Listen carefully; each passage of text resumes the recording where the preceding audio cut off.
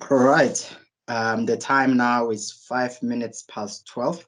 I think this is the right time for us to begin. So those that are still joining will be joining very much shortly, and will be accepting all of those. Welcome to yet another property masterclass organized by the Mampeule Foundation. This is one of the monthly Rally Mampeule property masterclasses.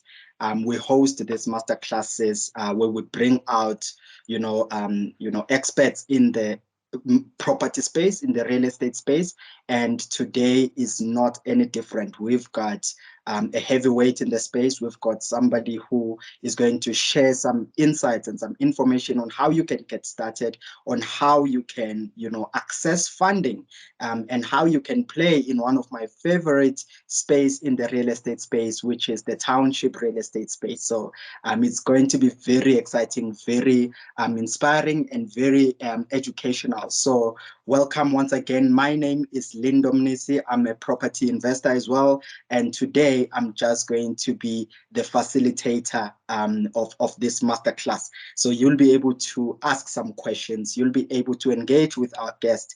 You'll be able to, learn as much as you can, and we ask you to please use the chat box to ask your questions. Some of the questions you guys have sent through when you were signing up and RSVPing for this masterclass. So we accept, we appreciate those questions that you've asked. We will be rolling them out and asking them to our guest during the Q&A session. So what is going to happen today is that she's going to obviously give us a presentation that she has prepared, and also just share some insights about who she is, more context about where she started, how she started, and how you as the attendee today can get started in the space. So without any further ado, welcome once again. The topic for today is access to property finance, how to start your property journey. So today we're having one of the most important topics in investing, and the person that we have, in fact, she's a professional in commercial property finance and affordable housing. She's experienced in property development, property management, property finance, portfolio and asset management. She's the CEO of TAF 21, a division of the Trust for Urban Housing Finance Group, which is TAF. It's known as TAF. So the objective basically of TAF 21 is to rapidly explore other markets, particularly in the township, while growing, obviously, its existing product portfolio and developing innovative new ones. So TAF 21 is behind inspiring divisions such as Umastandi and Intuthuko Equity Fund, amongst others. And she's going to share some of the other projects that they have under TAF 21. So she has been in the real estate space for, over a decade. She's going to tell us how long it has been and how, the journey has been over the past year. So ladies and gentlemen, please help me welcome our guest, the CEO of TAF 21, Lusanda Nechitenze. Welcome, ma'am. Thank you very much for joining us.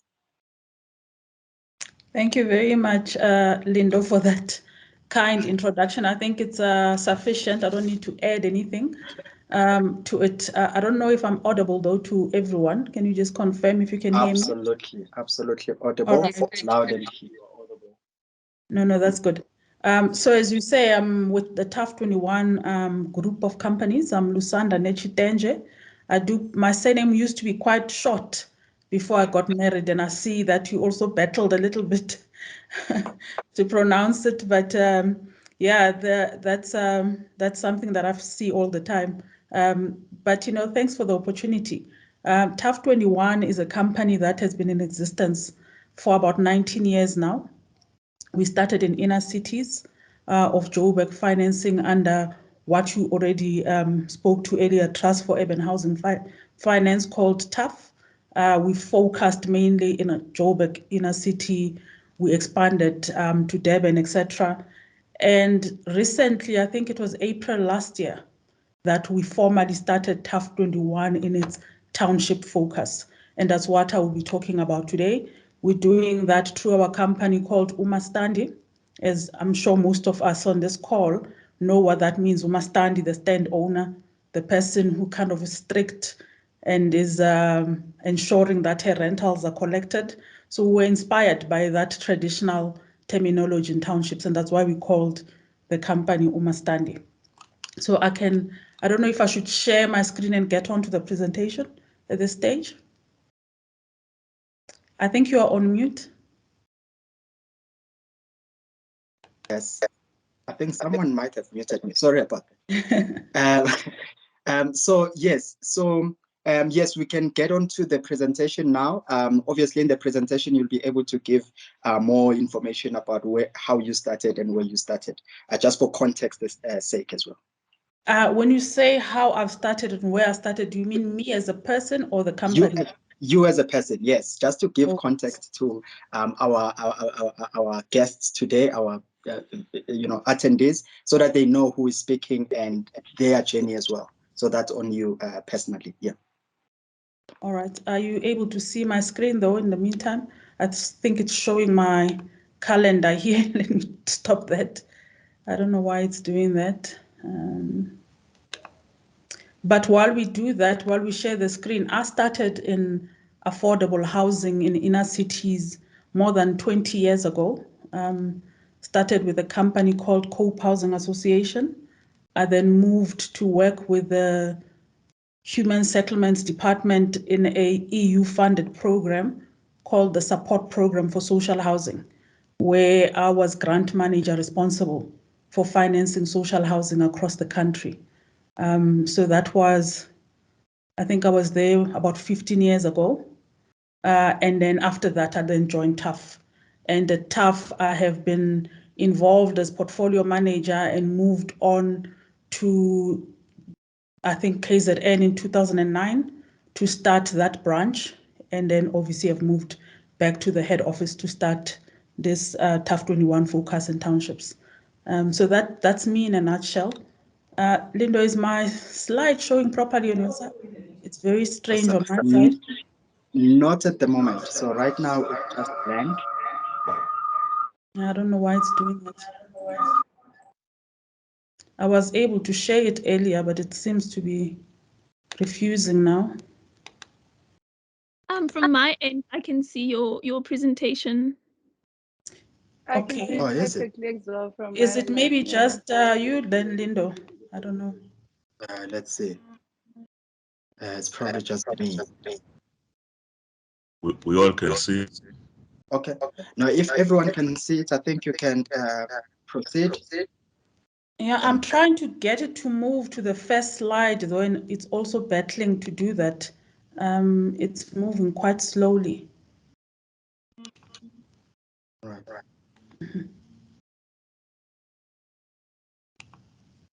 Let's just give it a second.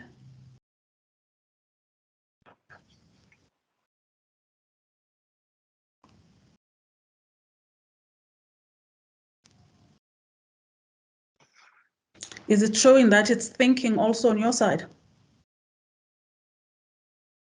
Right now, I can see you, not a slide. Yeah, I'm not sure if the others can see a slide. No, the slide is no, there's no slide. Yeah, I'm not sure what's happening. When we were testing earlier, it was working quite fine, and it seems to now have stopped working. The slide is on now. It's on now. You can see it and I can't see it. So I don't know which slide number you are on. The first one. Slide. Okay. Well, I think we wasted a lot of time, and we apologize to the participants that we might be looking like we are disorganized. We do promise that we did try to test run this, and we were very sure that we were on top of this. But having said that, hopefully we'll move without issues moving forward. As I said earlier, I'm Lusanda Nechitenje from TAF 21. I was asked to come and speak today about access to property finance and how one can start their property journey. So thank you very much to the Mampeule Foundation for this opportunity. So when I thought about the question that I was asked to address, I thought perhaps there are three important things for me that I would highlight. Firstly is that one needs to, if you want to start a property journey, especially a sustainable and profitable one, you need to do the basics. And one of the basics is that you need to invest in acquiring knowledge. That's the first thing. Before you start, you have to know what you are getting into. Secondly, I think that it's important to invest time to find the right property. Lindo, I think, can attest to this, that not every property you find is the right investment property. And obviously, the third thing for me that's important is that you need to find the right partners, particularly your financing partner. You must make sure that that's a company that you can grow with, that understands the investment landscape when it comes to property, and that specializes in the kind of property that you want to get into. In terms of then that third question, I will then talk to you later about what we do at Umastandi and Intutuko Equity Fund. So firstly, on the topic of investing in acquiring knowledge, I think for me, this is a critical one that people seem to kind of take for granted and don't always believe that it's important. I think that the basic thing, and unfortunately, it's also in our education system in the country, that financial literacy is not something that we've all grown up learning about, unless you obviously went into the schools that have expensive fees and perhaps they've covered on this. But the majority of South Africans, especially people my age group, our generation, this stuff was not covered at school. But I believe that it's not rocket science. You can still learn it. You don't have to know all the technicalities of it. But I think that you need to just have a working knowledge of how financial literacy influences your personal life as well as your investment life. So if you want to get into investing, my view is that you need to understand basics like time value of money. The idea that if you have 10,000 rands today, that money in 12 months' time probably has a purchasing power of, say, 9,400 if we are to consider inflation at 6%. So for me, I think that it's important that you understand that money is useful to you today, because tomorrow the value of that 10,000 is different to what it is today. So if you want to start investing, you obviously have to start today. If you want to make important decisions about your money, you have to start making those important decisions today. The other concept, obviously, in terms of financial literacy, at least for me, that is important, is this idea of opportunity cost. That if you take your 10,000 rands today and go and throw a big Freedom Day braai yesterday, what is the opportunity that you are losing with that 10,000? Could you have done something different that would be meaningful for you in the long term? So every single time you use your money, you always need to think about, what opportunity is this costing me? What opportunity am I missing out on by doing this activity? So normally short-term issues, someone says they can't see the slides. Can you still see the slides? Yes, I can see. I Okay. can still see it. All right, so I'm not sure, maybe someone can respond to that person on the chat on how to assist them. So the issue of opportunity cost, I think for me, it's an important one, that you need to build your assets for tomorrow, and when you spend in the short term, think about how that is reducing your available capital for investment tomorrow. The last concept in terms of financial literacy, which I think is important for me, is this issue of, how do I turn my money today into capital? Because physical cash is not necessarily capital. And obviously, as a country, we have this we have a poor culture when it comes to saving. And for me, this is more important for young people. I always say to all the young people in our office that don't repeat the same mistakes that some of us that we made. We didn't know any better. If you can save today, start saving today. If you were unemployed yesterday, you got a job at the end of this month, you get your first 5,000 rands. The reality is that you were able to live last month without the 5,000. So surely your expenses can equal that 5,000 from the first month. You can start having the discipline of saving something out of that 5,000 and then take that culture of saving into the future, because that helps you to build a capital base where, for instance, I'll talk to it later, when you come to us, we don't give you 100% financing. You need to contribute your own equity. And equity is always better if it's in unencumbered cash. So if you have your own cash that you can put in as equity without going and borrowing from someone else to put in the equity contribution, that obviously assists you. So I think for me, for this one, I'm mainly appealing to young people. They always come back and say, but we haven't enjoyed life yet, and I'm getting my salary. I want to make sure that I get my first car, etc. I think some of those pleasures need to happen after you've saved a portion of your first income and the next salary and the next salary after that. So that's, for me, the important thing about financial literacy that I think people need to consider. This is just generally in investment, not only in property. But if you want to invest in property, there are obviously some basic principles that relate to property that you have to educate yourself on before you get involved. We have seen a lot of projects that have battled during development. So this property development idea, we're not saying you need to know how to build a property. We're not saying you need to know how to kind of look out for what goes right or what goes wrong, but you at least need to have some skill to understand who you can employ or who you can contract with to make sure that they are able to assist you to deliver a quality product. Most projects that have failed normally fail during construction.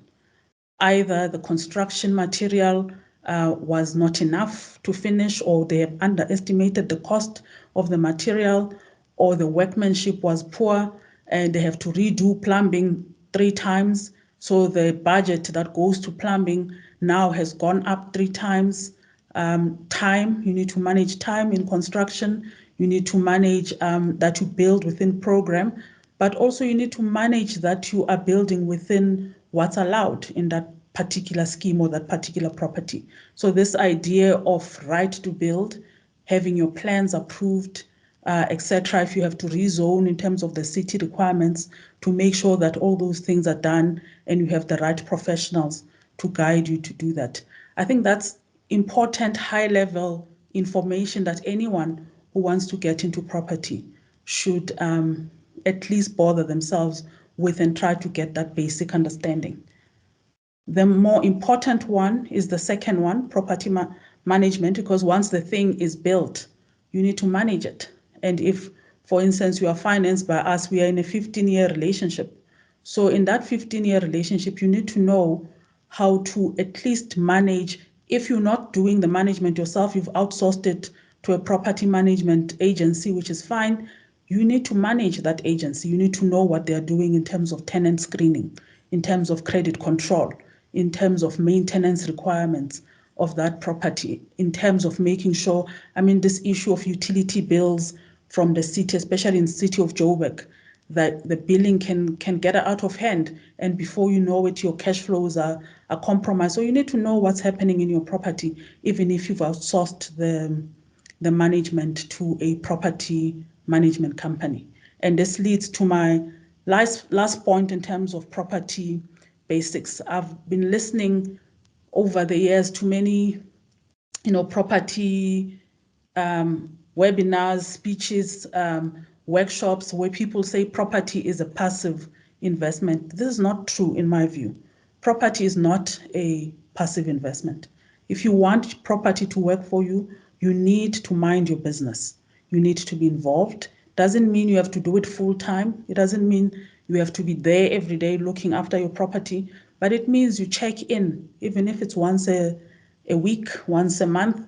I would prefer maybe twice a week if I could influence that, just so that you know what's happening in your property and that you are you are able to then manage the service providers that you have employed to look after it, to give them the feedback of what needs to be improved. I think, Lindo, you can attest to this, that property is not a passive investment. No, absolutely, yeah. You've put it better. You've put it so well here. Yeah.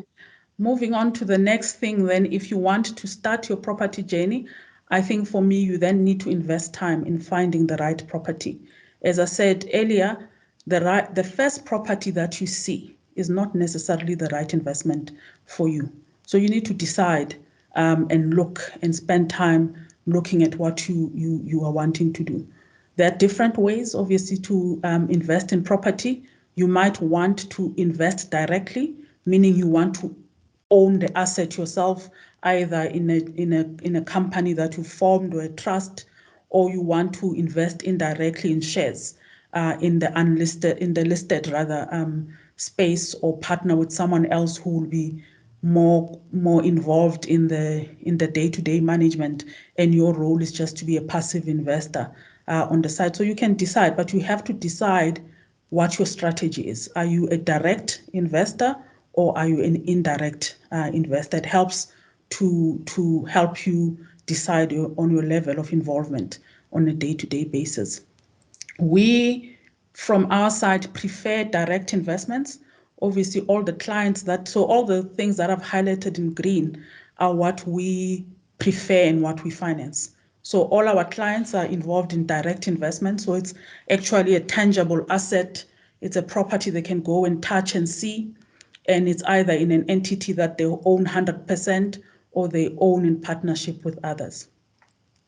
You also need to decide if you want to buy and hold for rental your property, or you want to buy and on-sell.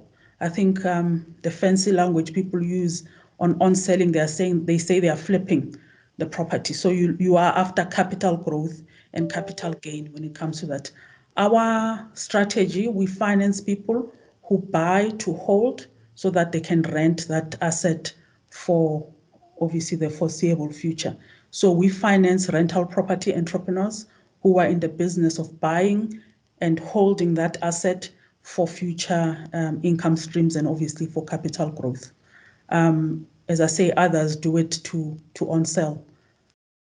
You need to also decide on the type of property that you want to get involved in. Is it residential? Is it commercial? Is it retail? Is it industrial? We are in the affordable residential market. So that's the space that we finance. That's typically blocks of flats in inner cities, or these days, blocks of flats as well that we are starting to build in townships. Sometimes it can be a room at the back of a house in the township, but it's in the affordable rental market. So that's where we are financing. You obviously also need to decide in terms of your strategy whether you want to find or to rather invest in Johannesburg, in Durban. So you have to decide the location. And when you are in Johannesburg, you also need to decide, is it inner city, is it township? You can't spread yourself too thin. So I think that it's important to have a specialization and a focus. But of course, you also want to make sure that you don't put all your eggs in one basket, so you can diversify. So if you are diversifying from a location point of view, you have to make sure that you are still able to visit and get involved in a property. So you are based in Joburg, but you've invested in a property in Durban or in Cape Town. How many times are you going to go and see that property? Do you know what's happening in that property? So you have to have a strategy as to how you're going to manage that diversification. Are you going to have staff that you employ in those areas to manage that property? Are you going to rely on family that's based on that side? The point, I think, goes back to the issue of you can't let the property manage itself or rely on service providers only. You need to decide upfront how you're going to manage a location that's far from where you are based. Obviously, when you are looking for the right property, the next set of points that I make here, I think for me are very important. You need to decide whether there's demand for what you want to bring to the market. So if you want to bring 3-story walk-up in the middle of Protea Glen in Soweto? Have you understood the nature of demand in Protea Glen in Soweto? Who wants to live there? What type of unit are they looking for?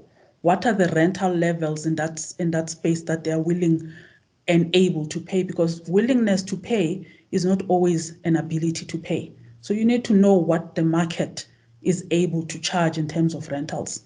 So it's important, I think, in my view, that you must spend time understanding the demand side, because that's your customer ultimately.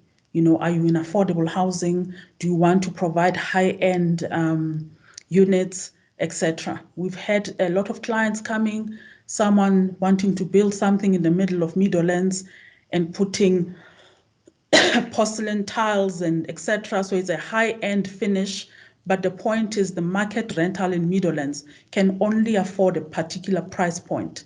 So careful not to overcapitalize your asset. That's a very important consideration. So when you understand the nature of demand, understand the type of unit, still has to be quality, but maybe your finishes must make sure that they are responding to that particular affordability of that particular price point. It's also important that you understand who are the existing suppliers in that area. Who are you competing with? You know, what kind of product are they bringing to that market? Is it rooms with shared ablution and you want to bring 2-bedroom units?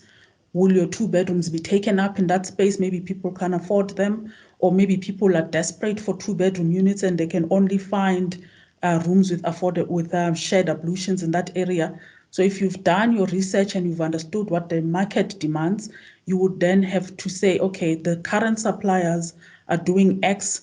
This will be my competitive advantage if I did Y. So it's important that you understand both the demand and the supply side. Obviously, I've spoken to this. You need to understand the trends in that market. Again, rentals, what are the vacancies? I mean, in COVID, we started seeing a lot of reports about what people could afford, and vacancies went up in particular areas in the townships. We actually didn't see as many vacancies because people, maybe they were downgrading to smaller units. Obviously, there must be a reason why that was so, but you know, vacancies were not as bad during COVID in townships. So that must tell us something about the nature of demand in those areas. You need to understand what the operating costs are in the area that you want to invest in for your particular building as well, and make sure that the rentals that you are able to attract will be sufficient to pay for the operating costs of the property, because otherwise there's no point. The property needs to be able to wash its face. Yes, property is a long-term investment. It shouldn't typically give you a return from day one as the investor, but what you should aim for is that it at least covers its own costs from the rental that it covers, including servicing any debt that you might have taken to build that property. Spoken to the issues around size. I think in COVID, what we saw in townships especially, and in inner cities as well, was that properties with shared ablutions became less popular because people were now uncomfortable to share toilets and whatever because of this contamination concern that was there during COVID. And I think that that trend has sustained in that even now, people prefer self-contained units. They can be small units, 20 square meter unit, but as long as I have my own bathroom and my own toilet in my unit, people seem to be willing to pay an extra 500 rands just for that ability to have a self-contained unit. So those units that had shared ablutions, they battled a little bit during COVID. And I think that that trend, as I say, has sustained even now. I have made a point earlier that obviously the first property that you see is not the right one. It's very important to avoid emotion. It's an investment. Yes, you must make sure that this investment is of a quality that you yourself can live in it if you had to. So don't provide something in the market that's not of a standard that you yourself will be comfortable to use. But the point is that you also don't put emotion in it and go and put porcelain tiles in the middle of a place that can't afford it. So that's a very important thing.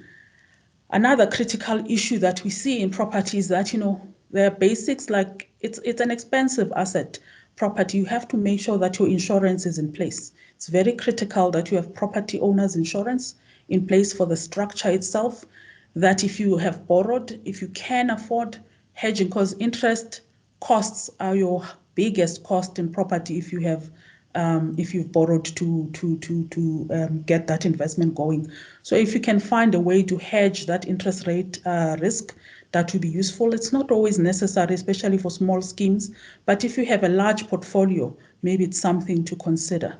You know, issues of bond cover, rental insurance, etc. Those things are offered in the market today. Obviously, they come at a premium. You have to decide whether or not it's worth paying those premiums. But I think that the peace of mind that it gives you, given the expensive nature of property, maybe paying 500, 1,000 rands a month for some insurance is not necessarily a bad thing. So we do encourage that you look at that. And then obviously now the important one for me is we are in the business of financing property investors or property entrepreneurs. And I believe that it's important for someone wanting to start a property investment business to invest time in researching who are the financing partners who are out there that can provide me with the finance to start my business. So, you know, because it's very difficult to get finance, people tend to take whatever comes and it becomes difficult then to manage that obligation because maybe you and your fund are not always aligned. So it's important that you make sure that you understand what the funder does, what abilities they have to help you grow your portfolio, because the idea that you are getting into properties that you don't want to end up with one building, you want to do 2, 3, and 20, you know, so find that right financing partner. I think that, you know, for us in terms of this, the important thing is that the ability to structure the loan in a way that suits your requirements at that time is important. We, for instance, provide purchase plus products, meaning we can finance both the purchase price as well as the development costs of that property. Sometimes, you know, some financiers are very uncomfortable financing the development cost, which is the construction portion. So it means you have to find another way to finance the construction, and then they will then maybe assist you after. We do both, so we can finance both your purchase and your construction process. Also, we finance you against the ability of the property to generate sufficient cash flows to pay its own operating costs as well as service the debt. So this issue for me is very important in that it enables access, because most people are not able to access finance because maybe a financier would say, okay, Lindo, what are you earning where you are employed? Let me look at your salary. Can you afford a bond of X based on your salary? The point is, Lindo is not wanting to borrow based on his ability to service that debt with his salary. He's hoping that the income from the property will be the one used to service the debt. We look at that income from the property and we finance against that underlying cash flow. And that's an important concept in enabling access for people who are wanting to start in property or even grow their property portfolios. Yes, you need to also understand what the term and the price is that's being offered by the financing partner that you've chosen. We get a lot of people saying, oh, but you know, it's expensive, this financing that you are offering. And I always say you have to compare apple to apple. The important concept is that we are providing, yes, it's a residential product, but it's a commercial activity. So we're providing commercial finance to an investor who's providing affordable rental housing. So it's a business.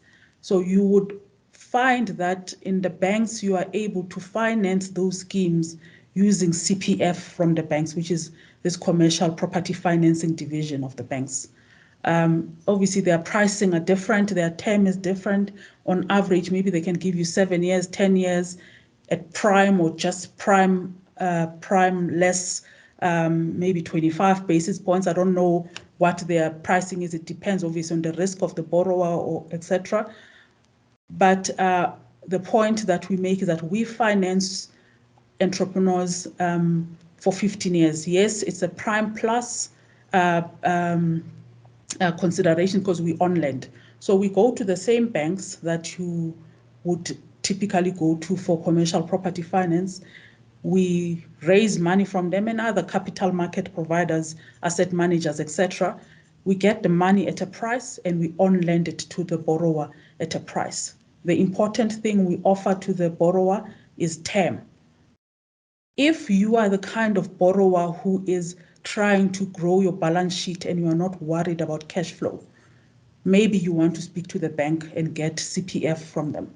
But if you are a kind of borrower who is a starter, borrower who wants to start your property portfolio and you are wanting to grow your portfolio and you are worried about cash flow, term is very important to you. So the longer the term, the better the cash flows for you. So we say that those are the types of investors that we usually finance. We have other investors who are balance sheet borrowers who come in because they want that structuring that I spoke about earlier.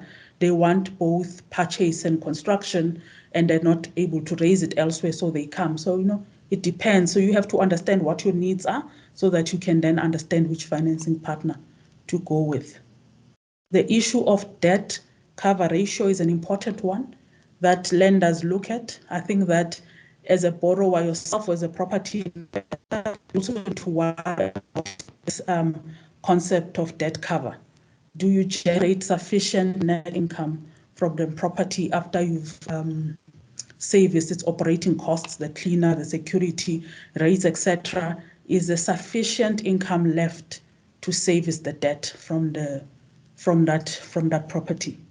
And even if you have a portfolio of properties, I always say avoid cross-subsidizing. Make sure that each property in the portfolio is able to take care of its own obligations. It's able to pay its operating costs as well as service its debt obligations. We look at a debt cover ratio of 1.4 in Omastandi. In the inner cities, we look at a debt cover ratio of 1.3. Essentially, what this means is that it's always preferred that your debt cover ratio is above 1. So you have sufficient income to service your debt, every time. If you can achieve 1.4, 1.3. We are being conservative. But even if it was 1, normally it means that you can service the debt. But what it means, if it's only at 1, it means it sort of just makes it at servicing the debt, and you should hope that nothing changes in the market. Interest rates don't move too quickly, utility costs don't run away, etc. So it's always important to provide a buffer there. I'm not sure I'm getting feedback. I don't know if someone wants to say something. Yes, can we try to have everyone on mute, please? Everyone, let's be on mute for now. Yes, thank you. Okay, so another concept that we look at, obviously, and this is part of that finance literacy stuff I was talking about. You need to understand these basic ratios like loan to value ratio, LTV. We finance at a loan to value. Can someone maybe mute everyone? Apologies about that. Please kindly stay on mute, everyone.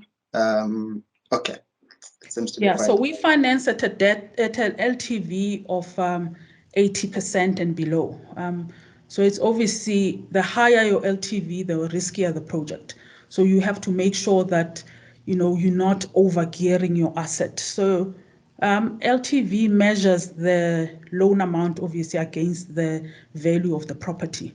So we finance up to 80% of that value, and will require you to put 20% in equity, which is why I was saying earlier, this idea of saving and turning your money into capital so that you are able to put in the equity required in any transaction you want to get into it's important, and to try and avoid getting that equity as debt. But life happens, it's not always avoidable. Also, in finding your right financing partner, you have to make sure that they're not only giving you a financial product. It's important that you are able to get non-financial support from your financier. Training is important, so that they obviously train you not only on the product. This is what our product requires, that you must pay over 15 years at X price and meet a certain debt cover ratio. But they should also train you on the business that they are funding you for. So if it's rental housing, they must have some ability to train you on that. If you are in industrial, they must also support you in that mentorship. I believe that tailor-made one-on-one mentorship is very important, because not every entrepreneur faces similar challenges. So it's important that your financing partner is able to provide a service where they can mentor you on a one-on-one basis. Networking is very important. You want to know who your fellow travelers are, so that you can learn from them. We find that works better than training and mentorship, because then you are able to learn from your peers and people who've done this before you, or you can impart knowledge to the ones who are wanting to come in. I think networking is a very important opportunity that funders need to introduce in their offering. So, having covered then that, I would then move now to address what we do and why we think we are a right financing partner for affordable rental in inner cities as well as in townships. But I'll only specifically speak to townships for today's purposes. So as I said earlier, I'm with TAF 21, and TAF 21 is 100% owner of Umastandi. Umastandi being our business that finances property entrepreneurs in townships. What Umastandi does is that it provides mortgage finance in townships around South Africa. We are currently financing in Gauteng, in Soweto, in fact, all the townships in the southwest of Joburg, as well as Ekurhuleni, in Tshwane, Atteridgeville, and Mamelodi. We finance in Cape Town. We finance recently just moved to KZN and are financing there. And later this year, we are hoping to start financing in Eastern Cape. The idea is that over time, Umastandi will finance in all the areas where TAF has a presence. Currently, the other province where we are not yet in, apart from the Eastern Cape, is the Free State. TAF finances in the Free State as well. So we should be able in the next 2 years to finance in Gauteng, in the Western Cape, Eastern Cape, KwaZulu-Natal, as well as in the Free State.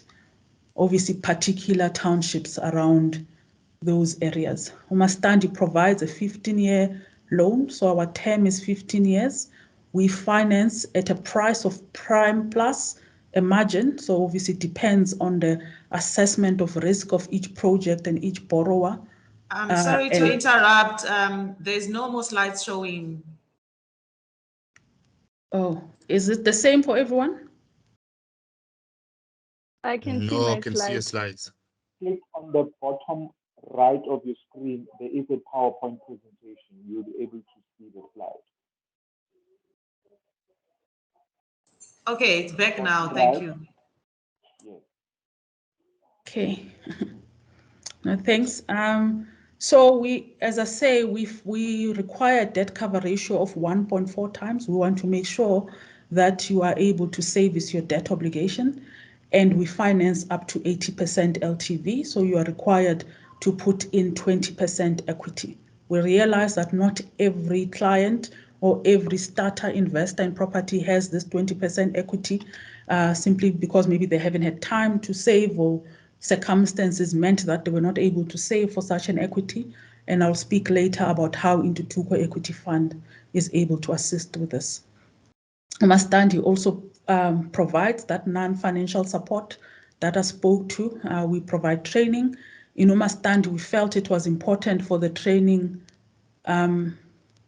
I'm seeing more people saying they can't see the slides. I'm not sure how to assist with that. Others are seeing and others are not seeing. So I'm not sure how I'm meant to assist with that. Maybe Lebogang, is there? Yeah, if you click on the slides, if you click on the bottom slides, PowerPoint presentation, then they come up again. Okay. Hopefully they'll hear and do that. Sorry, everyone. I actually have flu. I've been battling with flu this whole week, so my voice is a bit rusty. So please excuse that. So we provide mentorship, and we felt in Umastandi that a simulated sort of training is important. So this is almost like done in a game format where clients are taken through an example of a typical property that they want to invest in, and then they have to go through the process of trying to figure out how to navigate the development process, the property management process, the town planning process, the tax and legal requirements, the financing requirements. So they kind of play this, play it out in a simulation. We also have the TAF program for property entrepreneurship, which is accredited by the University of Cape Town and is facilitated by Professor Francois Viruli from UCT. It's a product that has been going on now, this training, for a couple of years, and it's available both to TAF clients in the inner cities as well as Umastandi clients. We provide tailor-made one-on-one mentorship, which is what I was talking to about. It's provided by a company called Bold Moves with Henry Chizulu, who's the director in that company, used to be an executive in different banks providing property finance. So he's kind of walked this road and is able to mentor clients.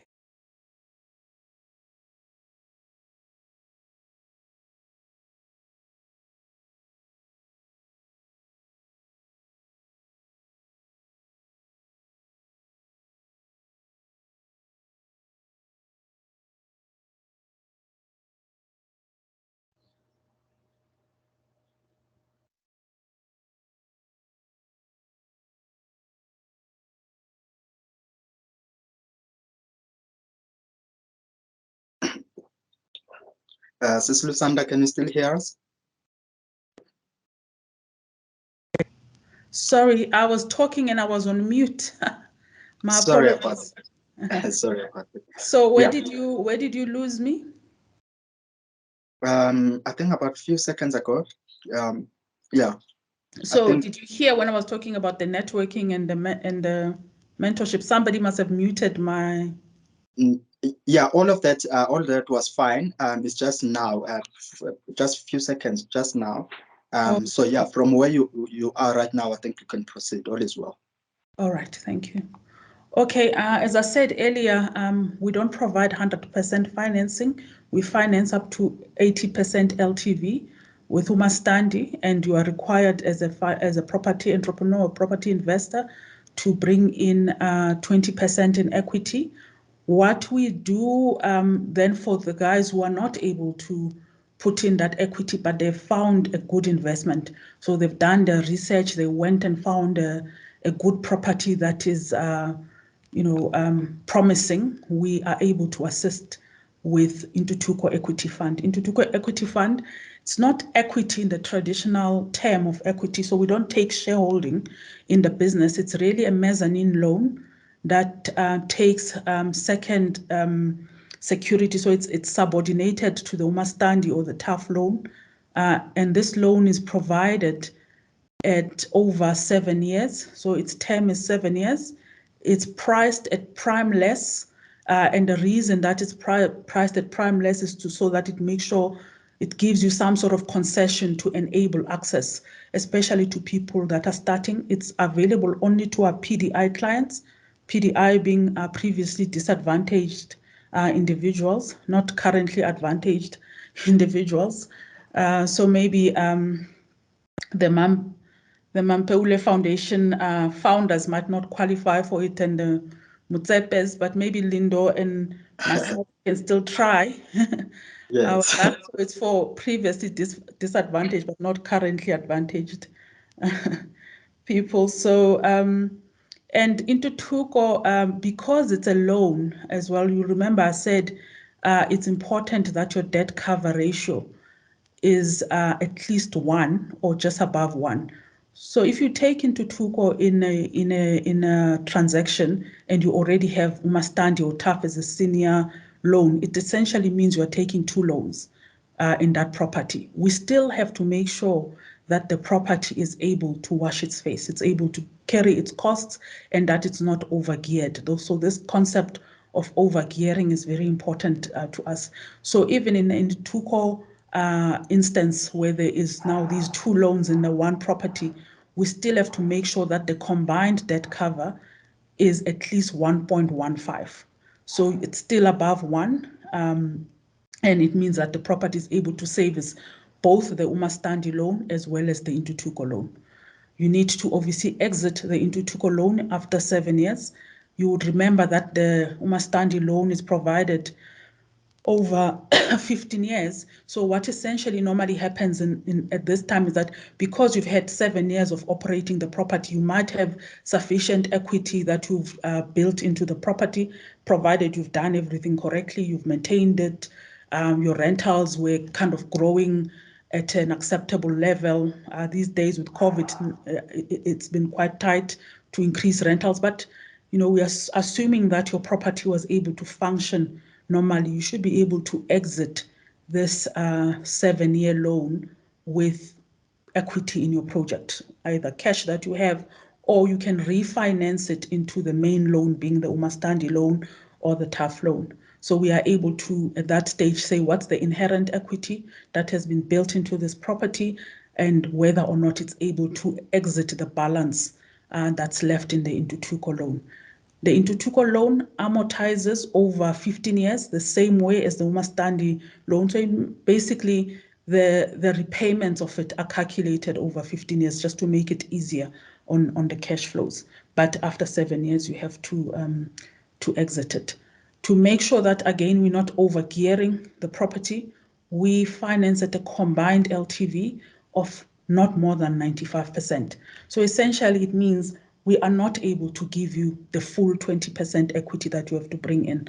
You have to bring in some skin in the game. So normally you'd find that the client is required to bring in 5%, and Intutuko can assist with about up to 15% of that required equity. It's been a very successful product for people who have worked hard to put together earnest money that they are able to contribute but are not able to do the full 20%. So Intutuko, it's in fact as old as TAF itself. TAF, as I said earlier, is about 19 years old, started in 2003, and Intutuko was started immediately after in 2004. So Intutuko is about 18 years old. So as a product, it's been around for a while. There's been some lessons learned as to how we can do it better. And this product information that I'm sharing here is a refinement of how we are doing that currently.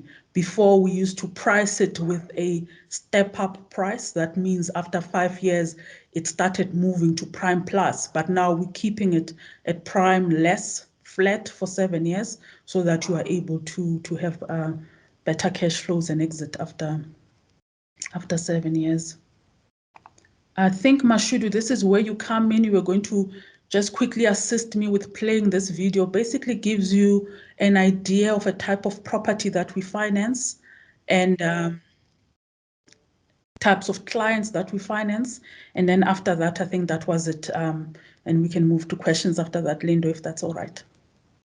Awesome. Thank you very much. This was so informative. You've covered every single thing. I wonder if if the questions we're still going to be having, you haven't covered everything, but you've covered so well. So Mashudu, if you are ready, let's have the video, please. And then we're going to move to the Q&A after that.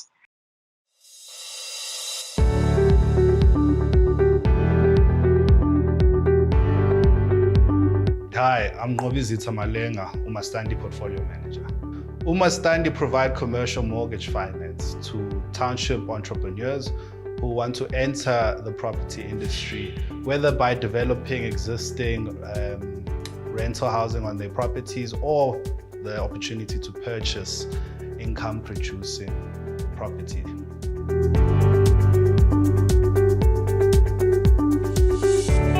Hi, my name is Khomozo Khumalo, the owner of property in 743 HM in Orlando East. I'm a property developer. Working with Umastandi has been great, has been an eye-opening journey. Our journey with Umastandi began in 2019 when I was attending the Johannesburg Property Company tender briefing session. There was different banks presenting at the session, and TAF was also one of the banks that was there. And they mentioned something about Umastandi Township Development Funding. And after looking for so long for funding, I knew that there was an answer to our prayers.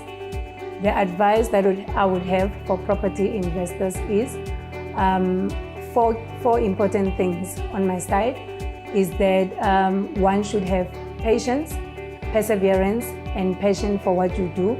You must know why you're doing what you're doing. And secondly, I would say run your numbers.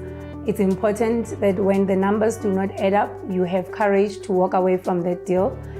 And the third one is that educate yourself, empower yourself, know the trends, and also just to have the power team and just to make sure that you know the dynamics of the area where you want to invest in. And then number 4 would be that never despise the small beginnings. The great thing about working with Umastandi, they do not only offer you the funding, however, they also support you in the process. You go through training and also being exposed to different networks, which helps you as a beginner to work with those people that have already gone ahead of you in the journey.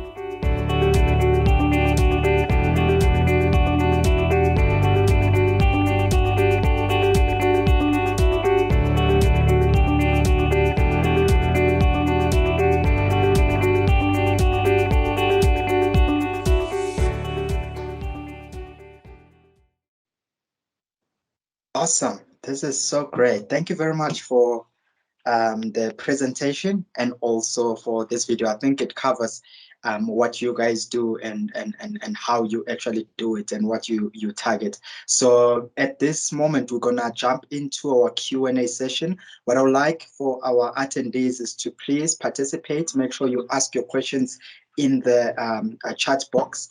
We will be, asking your questions, and I see some people are raising their hands. They want to ask the questions directly.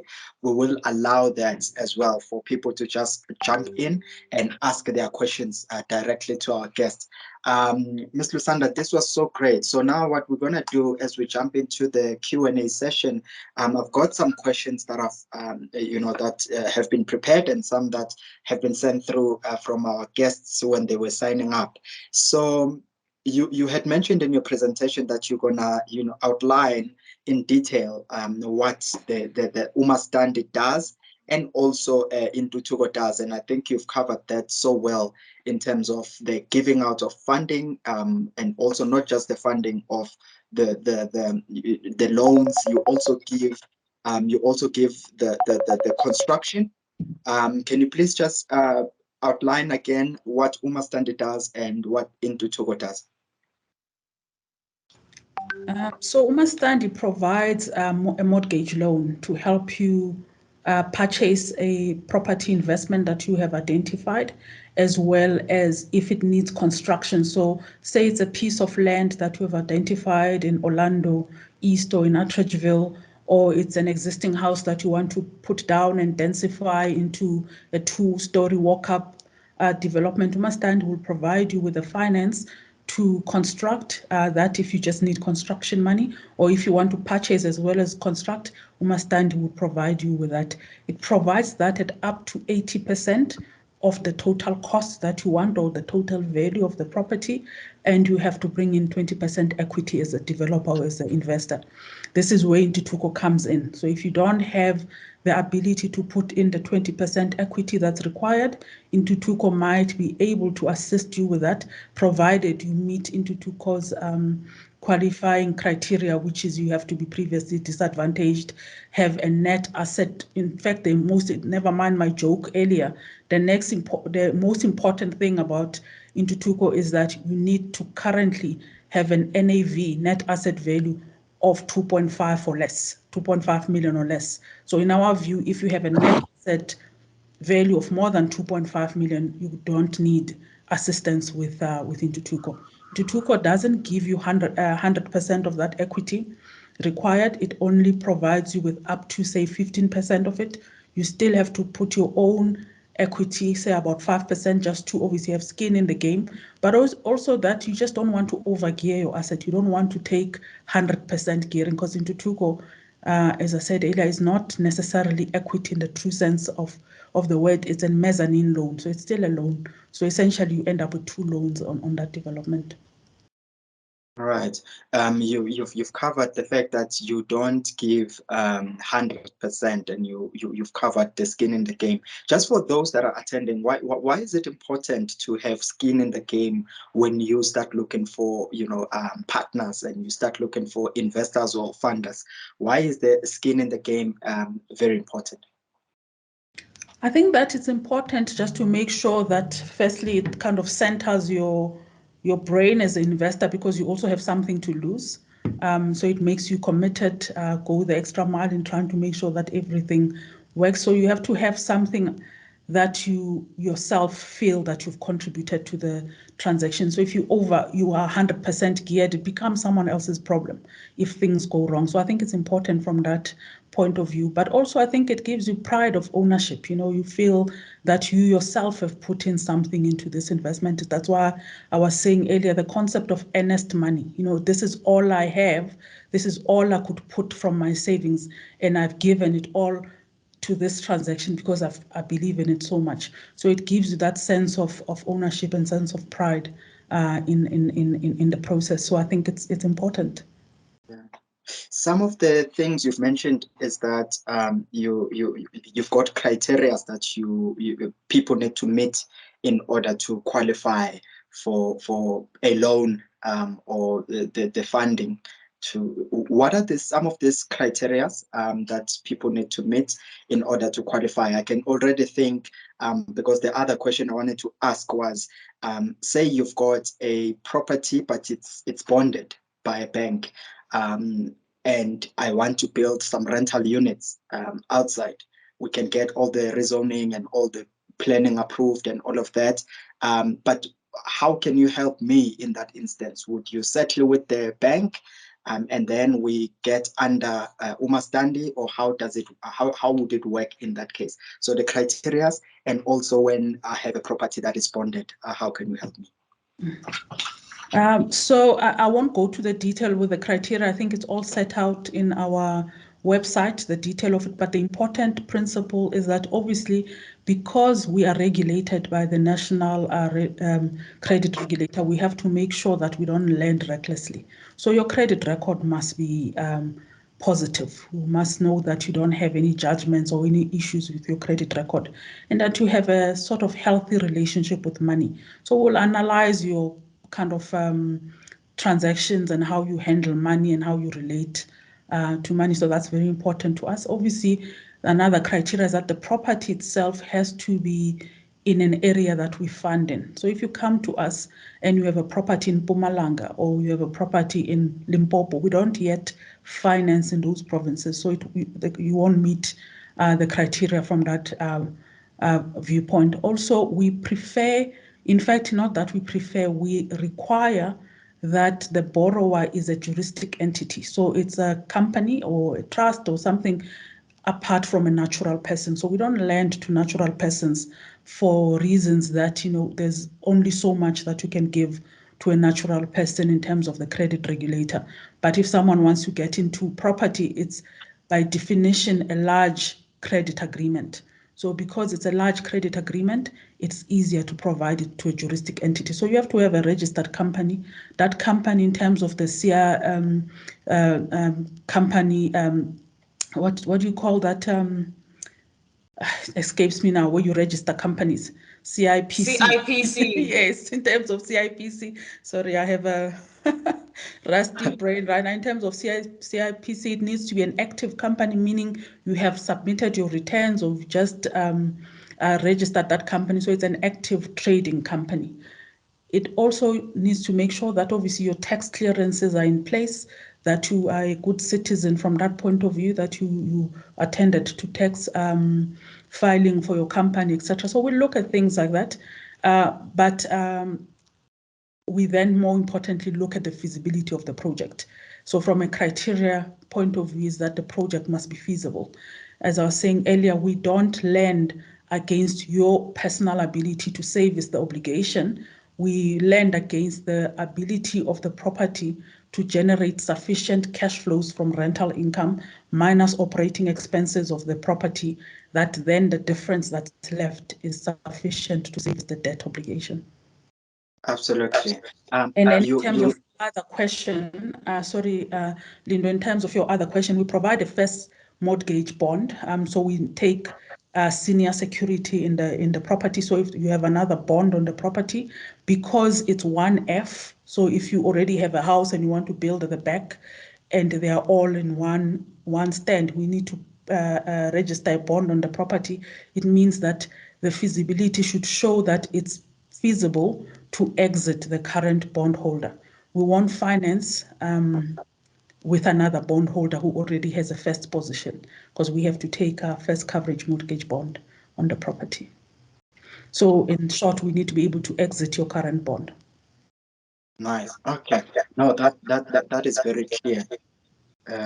So we've got other questions. I think it also relates to the one I wanted to ask in terms now of the areas that you finance. You've just mentioned that in Mpumalanga, for instance, in Limpopo, for instance, you would not be financing.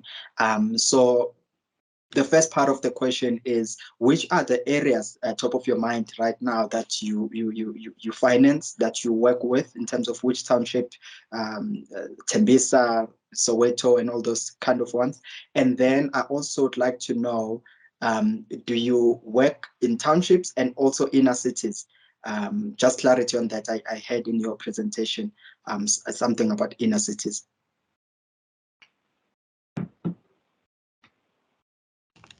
I think someone keeps muting. Apologies about that. Yeah, please. Okay, there you are. Yeah, someone keeps muting the mic. Yeah, we finance. Umastandi finances only in townships, and we finance currently in Gauteng, in Soweto, in Joburg, Tlhakeng, in the West Rand, Kagiso, etc. We finance in Ekurhuleni townships around Ekurhuleni, Galfontein, Tembisa, Vosloorus. We recently visited Davidton, and we think we might be able to finance there. So all the townships around Ekurhuleni, we finance. All the townships in southwest of Joburg, we finance. Townships in Pretoria, Atteridgeville, and Mamelodi only. We haven't yet financed in Ga-Rankuwa and Soshanguve, for instance, in Pretoria. We finance in Cape Town, Khayelitsha, Delft, etc., those areas like that, mainly all the townships of Cape Town. We also recently just started financing in KZN. So that's your areas around KwaMashu, Waterloo, Pinetown, etc. So, we're looking now to expand into the Eastern Cape. So we might, by the end of this year, start financing townships around PE and East London. And hopefully by next year sometime, we'll start financing properties in Free State. So we only would finance in areas where TAF, the group of companies, has an office presence. And it currently only has an office presence in Gauteng, in Western Cape, Eastern Cape, Free State, and KZN.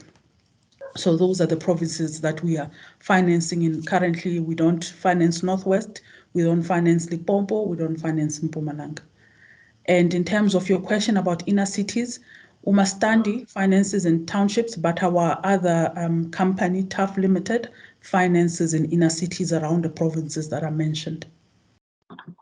inner cities as well as in-city suburbs around those areas. For instance, in Joburg, we finance Joburg CBD, we finance all the way to Springs CBD, to Benoni CBD, to Taffontein, Auckland Park, etc. So, yeah, we just don't finance in Sandton because we are attracting clients mainly who are in affordable housing in areas that require some investment to regenerate them.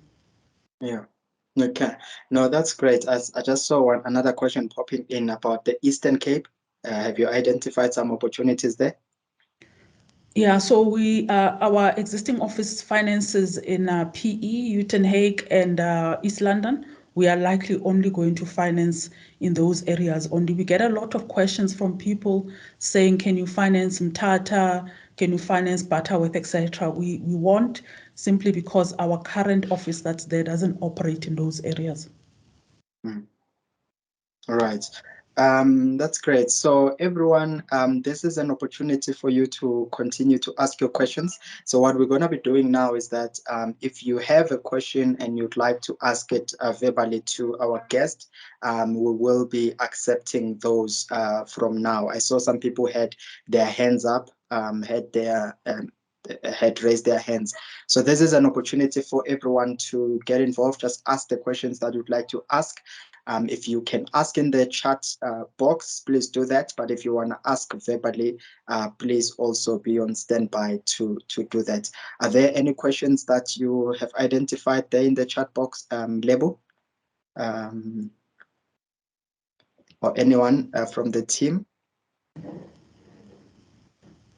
Are there, or should we accept? Yeah, I would like to ask something.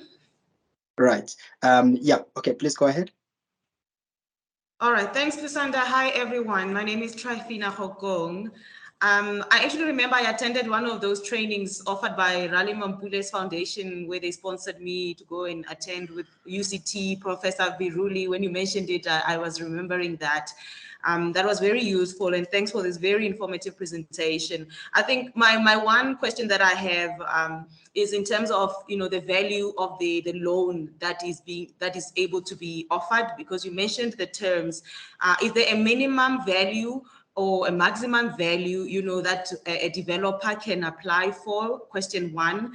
And then, over and above that, you also mentioned that, you must be the owner of the property, or the property must be paid off, because you don't want to take off another, bond application on top of an existing bond. I just wanted to understand also in terms of, if there's a land that is a free land, there's no property attached to that land, do you also offer funding for the buying of that land? Because you mentioned something about Purchase Plus. The Purchase Plus, is it for the buying of the land, or is it for the whole, pre-feasibility study phase before the construction starts, the development starts? So that's just the two questions that I have. And who do we contact, to ask more questions that we might have after the presentation? Thank you.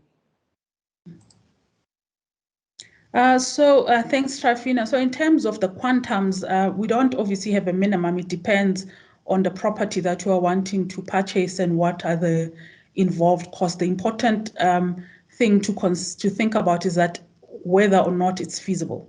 So what you want to do and the related costs, are they feasible to make that development work?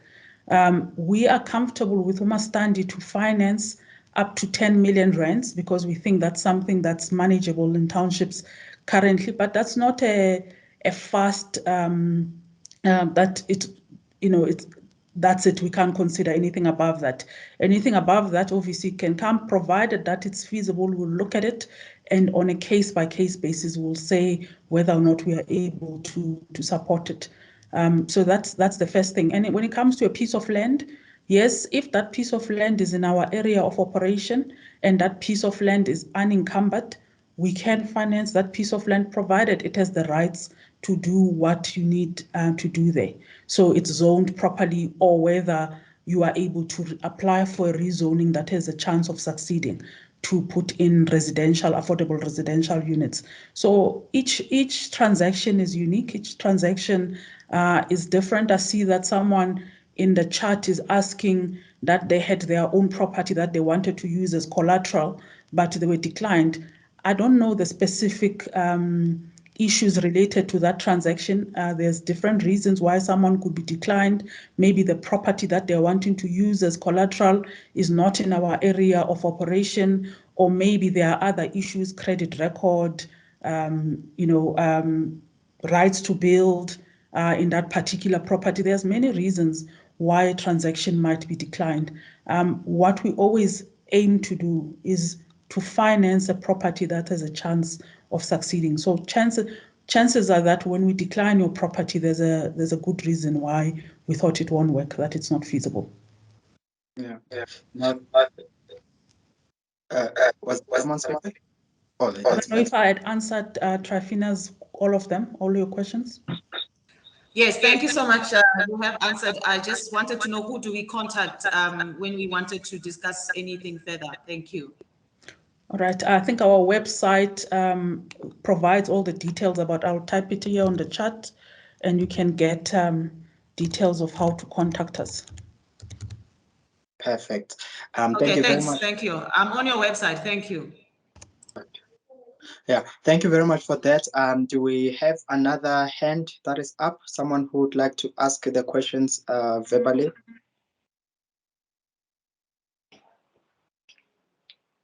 If you'd like to ask a question, I'm seeing Vinny. Vinny, let's get you. Thank you so much. Thank you so much also to Ms. Lusanda for the powerful presentation and informative as well. So one quick one. Let's say, for example, you are new with TAF. Do you guys have any limitation in terms of the amount that you can fund up to mitigate the risk? Because I would imagine you wouldn't give someone or fund someone 15 million who is new. So do you guys have like a cap on that? Yes and no. It would depend whether the person who is new in property investment completely or is new to TAF. So if you're new to us as a client, but you have been involved in property investments, you have a portfolio that we can do a due diligence on and verify. Obviously, we can finance, as I said, amounts depend on a case-by-case basis. So if it's an established property developer, property investor who has a portfolio and knows what they're doing, we would be able to look at their requirement based on the feasibility of what they're bringing to us. But if you are a starter client, you have never invested in property before, either with us or outside us, we are not able to give you large loans simply because you have to demonstrate your abilities.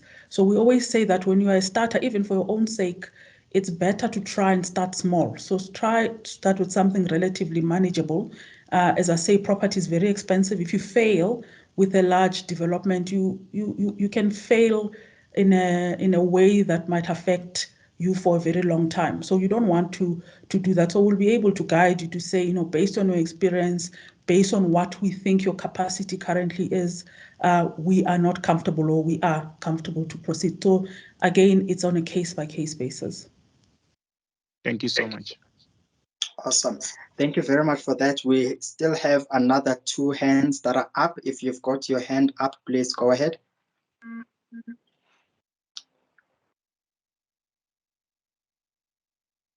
Whose hand do we have up right now? Hi. In the meantime, I can answer the question about whether or not a non-South African can be funded.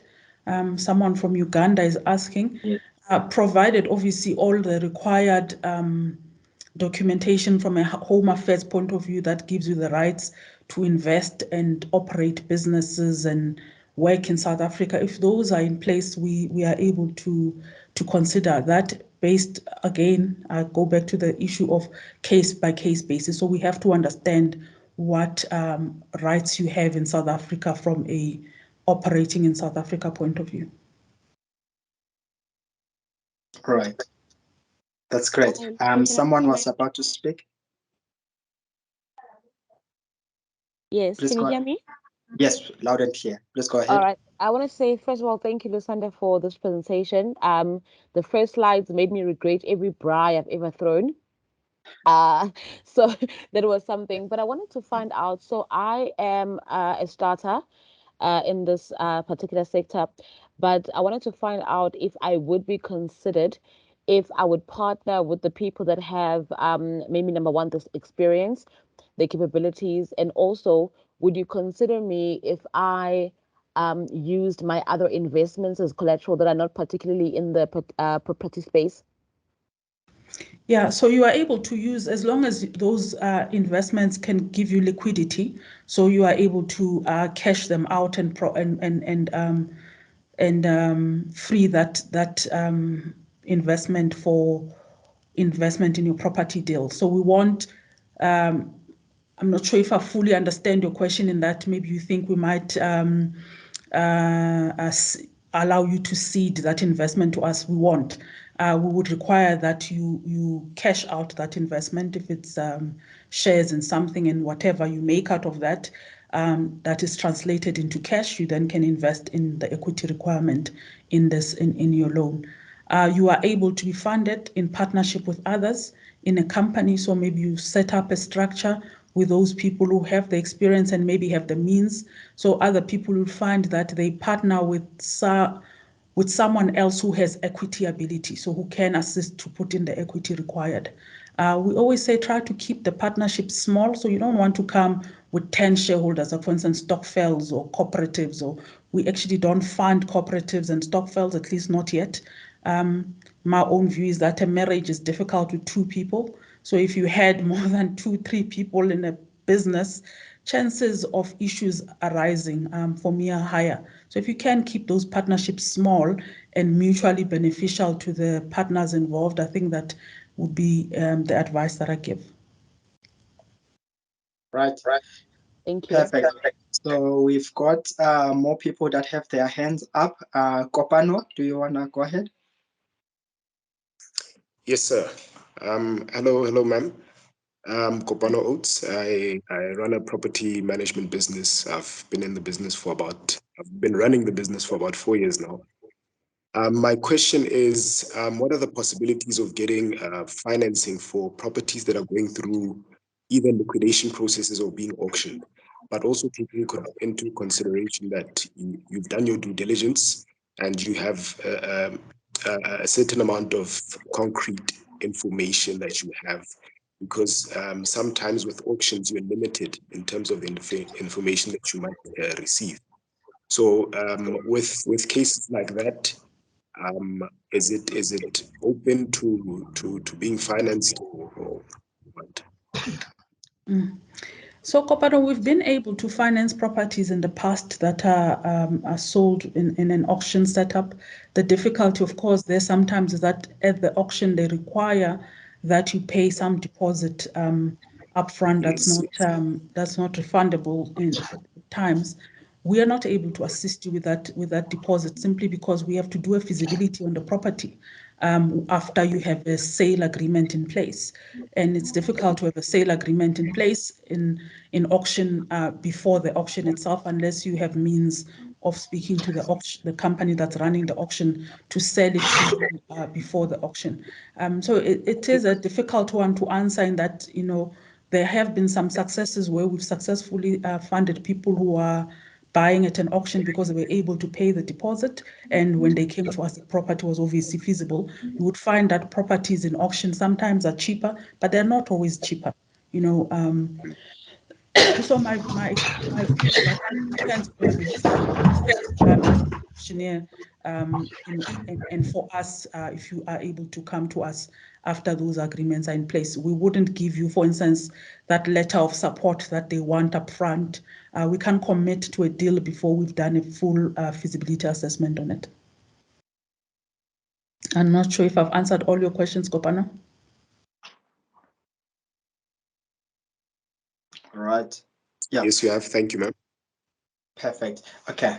So we're still taking more questions, asking directly to Sis Lusanda. Thabo, can we have you, please? Thabo Mtwa.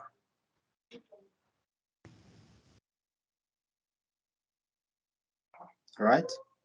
Well, Thabo still prepares. Can we have Professor Shongwa? While people come in, can I just say quickly, there's a question around whether Intutuko can finance in a greenfield development. Remember, the main financier is not Intutuko. Intutuko is just a support facility. But the answer to the question, Umastandi can finance a greenfield development. It's similar to the question Trifina was asking. It's a piece of land. Whether you have the rights to build on that property is what we'd look at, but we can finance greenfield. Intutuko has in the past been able to support with equity contribution in deals where it's a greenfield or a brownfield development. So yes, Umastandi and Intutuko can finance those deals. Right, perfect. Yes, Prof. Greetings all. Greetings. My first question is, let's say you've been granted a loan, and when is the first payment due? And number two, is it possible for the loan to be split according to the stage of a development? So, because it doesn't make sense to be paying interest over an amount that's still sitting in your bank account waiting for the second stage of a development. And number three, for those that are in the construction themselves, is it possible if they get a loan and then do the construction themselves, or they prefer a different company doing the actual construction? Thank you. So on your last question, if the company that's doing the construction, so they have a skill to construct, but they are wanting to buy or develop a property they already own. So if they come to us as a potential borrower to develop their own property and they have the ability and skill to construct, and they can demonstrate that ability and skill to construct, we have done that in the past. We do allow people to construct for themselves. Obviously, they save on labor costs, etc. The challenge with that sometimes is that quality sometimes becomes an issue because you're a referee and a player, so you try to save on the costs of doing certain things in the development. And we find that it's always better when construction is outsourced to a third party who's going to do it and be managed for quality. But we also have had successful deals where the borrower is an experienced construction firm and they just want to run a property portfolio on the side to hold and rent out, and we've allowed them to do that themselves. In terms of your question of when you are meant to start servicing, yes, we give you a grace period for the time that you are still constructing, because it won't make sense for us to expect you to start servicing when you're still building and you don't have tenants yet. Remember, the point I made earlier is that we rely on the underlying cash flows that the property is able to generate. So we have to wait for the time that the property is has been leased and tenants are in place and the underlying cash flows have started coming in. Of course, the grace period that you are given capitalizes. It means that that interest capitalizes into your loan. So you want to make sure that your grace period that you take is as short as possible. So, try to make sure that your construction process is managed tightly in terms of timelines, in terms of quality and budget, so that you don't build for too long and you are sitting in a grace period for too long, because that costs you from a capitalization point of view. Awesome. Prof, do you have a follow-up for your answer? Yeah, I do. The second question, I asked if it was possible for the loan to be split according to the stage of development to avoid having to pay for interest for a stage that's still upcoming, So are you talking for when maybe you are building the property in phases? Okay, yeah. Let's say it's going to take 6 months, and then the second phase is going to be on the second month. I'm making an example. I mean, it's pointless to be holding money, whereas you're only going to be utilizing it on the second month, and because you are obviously going to get charged interest. No, we disperse the loan to you based on the milestone that you have achieved. So you only pay against what you have drawn down at any particular stage. So apart from the grace period that you get, it shouldn't be that you have already received the loan for your second phase if the second phase hasn't started. So we are very careful in managing that the drawdown process is per milestone that you are getting into to avoid exactly what you are asking. Thank you. Perfect. Thank you very much. I'm not sure if we still have other questions. We will be drawing closer to wrapping up the session. So we'll just do a quick run for the last time. In terms of the questions, we have one in the chat box. In fact, let me find it. It says, I have a property in Orlando, Soweto, and it has the potential to build, rental units. So kindly advise, before I come to you for funding, do the rates and taxes have to be up to date, or can your company assist with the outstanding rates? Yeah, that's a very important question, and we see this a lot in Soweto. Obviously, there is the kind of history that utilities and rates accounts for the city are not always paid. In Soweto, we as a registered company in South Africa promote and require that all our borrowers pay their rates and taxes, that they contribute to the fiscus. So it's a requirement of ours that your rates and taxes must always be up to date. But when you're coming to us for the first time, you haven't dealt with us before, yes, we would expect that your rates and taxes are up to date. But if they are not, we can look at including settlement of those rates in the feasibility and whether or not the feasibility is able to carry the settlement of such rates and taxes or any outstanding liability on the property. Obviously, this speaks to character. We do look at character when we finance. So we finance the jockey. So how do you handle your affairs? And as long as you have a reasonable explanation as to why your rates and taxes are outstanding, we would be able to look at that. But I have to say upfront that it does raise a concern with us when someone already owns the asset and the asset has not been paying its obligation to the municipality. But where there's valid reasons why that is, we are able to consider settling it as part of the loan. If it's a small amount, we've had many examples of this coming. We've had people coming and saying, I'm owing the city 5,000 rands. I'm in areas for 5,000 or 20,000 rands. I don't think it's a good idea to put in 20,000 rands in a 15-year loan, because you're going to pay that 20,000, there's interest on it. It's just not, it's that basic finance literacy issue I was talking about. The economics of it just simply make no sense, because I think it's easier to raise 5,000 and have the discipline to wait and try to settle it yourself with your other means and then come to us once it's settled. Of course, if it's a large amount that it's difficult to raise, we can look at putting it in the loan, but I would advise that if you can settle it without relying on a loan for that, try to do that. Thank you so much. Thank you. Absolutely. Thank you very much for that.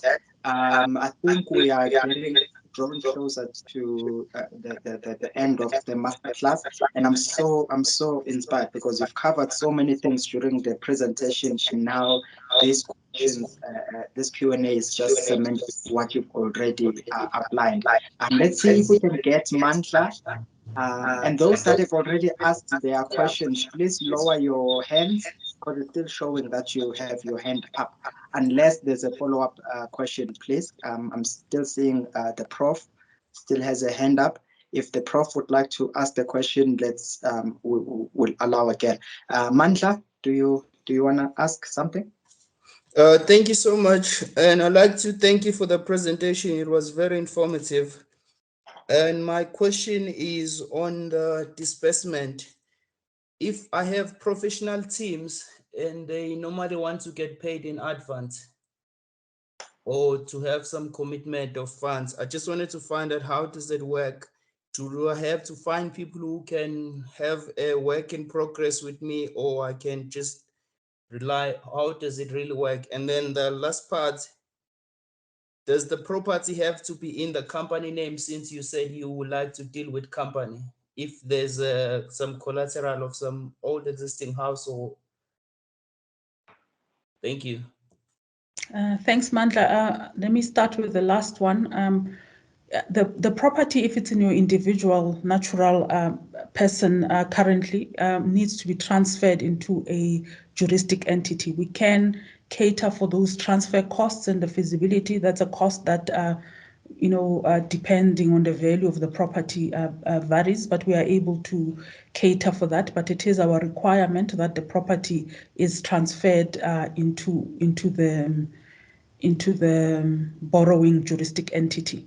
And in terms of this is usually the difficulty with, especially in townships where people don't have that equity, they haven't saved, they don't have cash upfront to pay, for instance, for a town planner or architect to design the scheme and submit it at council, because you have to come to us with some idea of what you want to build.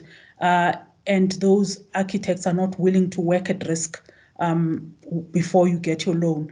We do cater for professional fees in the loan, but the work that has to happen before then has to wait until the loan is registered. There's a bond registered before we can disburse anything. So you find that most of the time it's very difficult for someone who doesn't have the initial cash to pay a draftsperson or an architect to start the work and give us the designs and wait for the loan to be registered for them to get paid.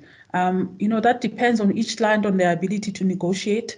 We have assisted in some instances where we have intervened and negotiated with the related professionals to do the necessary work and indicate that we've approved the loan, and as soon as it's registered, we'll be able to pay their fees, and sometimes it gives them the assurance and they proceed at risk. But unfortunately, you can't always avoid the need to have to speak to your professionals to do some level of initial scoping at risk. I don't know, Lindo, if you've had different ways of handling it in your own experience. Yeah, I'd rather not go into it for now. So what I think we've come to almost the end. What we're gonna be doing now is to get the our co-founders of the foundation, the Raleigh and Mackenzie Mampole Foundation, which is now the Mampole Foundation. Let's just get them to come through. I don't know. I can still see some hands up and some questions also coming into the chat box. What I would suggest is that please make use of the TAF21 website, the Umastandi website. Is that the one you are sharing, Lusanda? Is that Umastandi website? Please interact with that website. Find more information you can find on that website. I think they answer quite a number of the questions. I think there's also the application forms, Lusanda, in the website as well. So what can people find on the website? All that you've just outlined now, all the information on our requirements, the application form, who to talk to, contact details of who to talk to. So you're welcome to write to any of our portfolio managers. You'll be given their email addresses as soon as you kind of call with the details that are on the site, and the application form is also available on the site. We also have the client journey pack that explains what our requirements are. So all of that is there for people to engage with. Perfect. Thank you very much. Let us please have somebody from the Mampole Foundation to kindly share the vote of thanks. Mackenzie, is it? I think Mr. Mampole is the one that's going to give the vote of thanks. Mr. Mampole. Yes, thank you, Lindo, and thank Lusanda. I think my wife has got a better voice than me. I don't know if she talk, but I think we're talking about the Raleigh Mampole mentorship today. I'll maybe just overtake her. She normally does help us with the vote of thanks. Lusanda, thank you very much with TAF21. I mean, I must say that I'm very impressed, and thanks for the time. You know, guys, we are very, very lucky to have access to financial institutions like this that can come to mentorship, to this type of platform and basically talk to us. You know, in the past, when we started in real estate, it was very difficult to actually have this type of opportunities to chat with people on the financial space. And Lusanda, thank you once again for really making time to meet with a lot of real estate entrepreneurs that have joined us today. The one thing I want to tell you, I don't know, because you dress up so well. You've clocked 75 attendees. There were more than 75 people that at one point have attended this masterclass today. I think it's been our highest, Linda. No? It is. It is. It was so amazing. I mean, people love Lusanda. We all love Lusanda. Oh no, man. Thank you. Oh, well, I hope I did justice to the thing. I was a little nervous there. This is not my thing. Speaking is not my thing. No, thank you. Thank you, really. We really, really appreciate it. And you've done so well. And guys, you know, we've got different entrepreneurs here. We've got some people that we are on the Rally Mampela mentorship. And you know what? I don't know it all. And people like yourself are the ones that really we surround ourselves with in making sure that we can accelerate delivery of affordable housing in the country. Also bringing new blood into the old vein of real estate, where we are still struggling and we're still having less than 10% Black participation 20 years later, you know. So this type of movements where we're talking property ownership, not just people joining real estate on sales and other opportunities that are available in the sector, but essentially property ownership. That is so powerful. I mean, you can see a piece of land in a township, and if you've well organized yourself, you've got a little bit of equity, or you can get angel money, you are able to own a portfolio of real estate from day one. I mean, that's an opportunity that I can tell you that some of us have never had that opportunity. So let's just take it, grab it, run with it, and we look forward to talking to you again, Lusanda, when you've got new products and maybe speaking to your other colleagues in your group about the maybe the high and investment and the and all. So thank you as well for the time and the whole team of the Mampela Foundation that I meant to give. I also want to take the opportunity to thank Vico, you guys are Vico. I think there's a question is me. Most of you have worked with Vico. Lulu Sanda also is what an impressive gentleman that was helping us at the foundation. You know, he had sort of given up some of his opportunities that he had to give back in the foundation, and he's been with us for 3 years. So as of next month, he's going to be giving back in another area of his expertise, and this time around, he's going to be working with a company that is equivalent to Google, you know, where they're actually helping other African countries to be able to look at things like floods that could be coming to countries, sharing maps with countries. So it's more an amazing, and it's also an NGO that he will be joining. But we're busy now with some interviews. We've got other people that are acting on behalf of Civico in the meantime that have joined the group. At the right time, we'll introduce you. But we're all still here to support you. And thank you very much. And what a nice send-off to Civico by bringing such a number today. And Lusanda, thank you once again. Thanks, Lindo. Yeah, no, absolutely. Yeah, no, Shwiko has been really, really playing a pivotal role in the foundation. And really, this is a nice send-off to an amazing gentleman. I mean, the numbers we've clocked today, you know, Lusanda bringing in good numbers. And also, I mean, the presentation was also just so spot on. I'm worried when you say you were nervous, because you were just so spot on. Everything was so well presented, well, you know, articulated, and the questions also that followed up were answered also with so much, you know, enthusiasm, and all went so well. This brings us to the end of the master class. So people have been asking if they can have the presentation. Let me probably just ask from you, are you able to share the presentation, or are there elements you'd like to remove and then have a part of it being shared with everyone? No, I'm happy for it to be shared. I did send it to Lebogang earlier, so she's welcome to share it. Perfect. I think that's great. If there's anything else from the team, Lebogang, is all well? Nothing else from us. Thank you, Linda. Perfect. Thank you very much to everyone that has joined the Rally Mampeule Property Masterclass.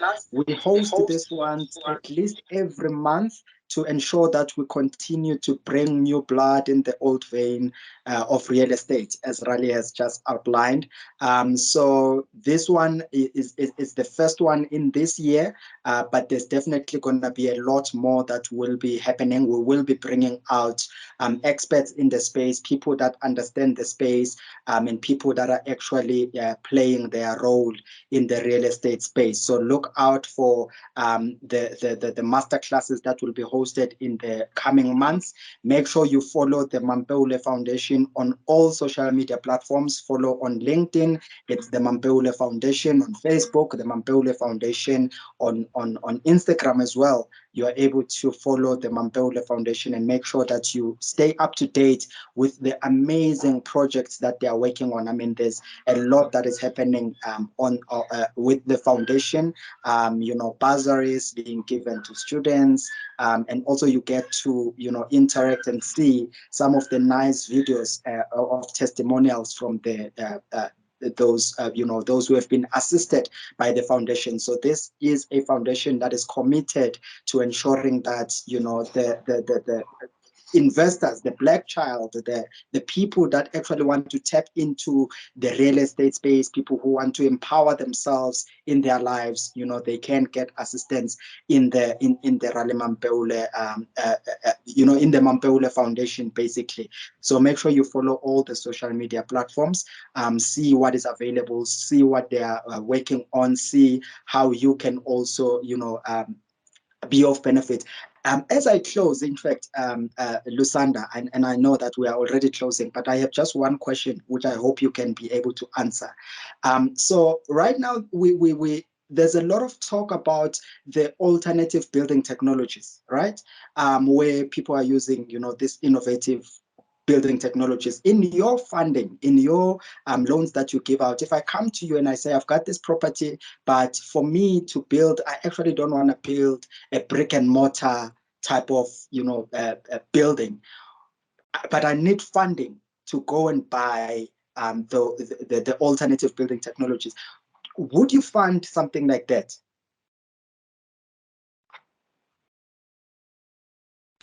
Sorry, it's on mute. I don't know, it's taking long to unmute. We do encourage alternatives in the way we do things. Obviously, we've seen now climate change is a real thing with the floods in KZN, etc. So alternatives, especially when it comes to energy savings, and how you can use different ways to provide utilities like lighting and heating of water, etc. In terms of the actual construction material that you want to introduce, it depends on whether or not, obviously, it's approved in terms of building standards in South Africa and whether it's something that can be used. So we are very open to looking at what it is that you want to bring. Is it noise insulated? Is it all the necessary tick boxes that it needs to tick? But more importantly, South Africans are not always open-minded in terms of using things outside brick and mortar. So what's your research telling you around the nature of demand for those units that are built that way? We've done something in downtown Joburg where a client used containers, repurposed containers to build. There were some people who were that way inclined who, went and rented there, but it wasn't a very popular scheme from what I understand. But to answer your question in short, we are always open to look at different ideas, provided all those ideas take the necessary approvals and regulations and they are feasible from a financing point of view, because a lot of alternatives are not necessarily cheap. So, if it's feasible financially and it's approved, we are willing to look at it. Awesome.